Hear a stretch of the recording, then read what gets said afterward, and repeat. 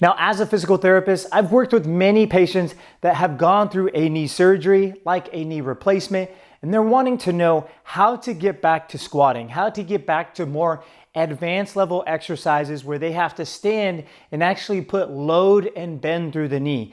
That is the most functional way that we can regain our strength back. And a lot of things that we do on a daily basis require us to flex our knee in a weight-bearing position. When I go to lift something off the ground, when I go to squat down to pick something off the ground, I'm loading that knee in some knee flexion. So not only is that important from a functional standpoint, but it's also important to help start working on the squat exercise, especially if you're someone returning to a gym or getting back to working on some resistive exercises. One of the best ways I like to progress into this movement is by using more of an assisted squat. So instead of us going on our own without any support and squatting down, sometimes it's a little easier when my upper body and my arms are supported. And sometimes I'll be able to go further in my squat depth when I'm holding on to something. So this is why here I have a set of rings. You might have seen in the past people use like TRX pulleys or something you can hold on to. I've even seen patients use like a sheet and tie a knot and flip it behind the door. Any way that you can hold on to something.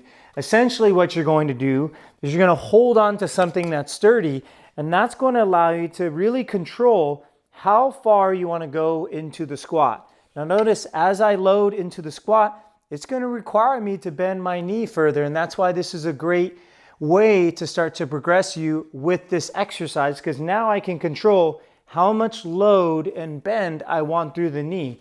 This is not so much of a let's do 3 sets of 10. This is more of how comfortable does it feel for me to load the joint and get in that deep end range flexion as far as you can go and then stand up. Some of you may start here, okay? And that is totally okay. But as you start to feel more comfortable, you may need less resistance, less support from the assistants, and then eventually you might be able to feel more comfortable with lowering down into the squat and going deeper and deeper. If you're someone that's already using this method to improve your squat, comment below on which straps that you tend to use that work really well for you. Maybe rings, maybe a TRX row if you have something at home. Either way, if you found this video helpful and you want more tips related to rehab after a total knee replacement, make sure to comment below, and I'll see you in the next one.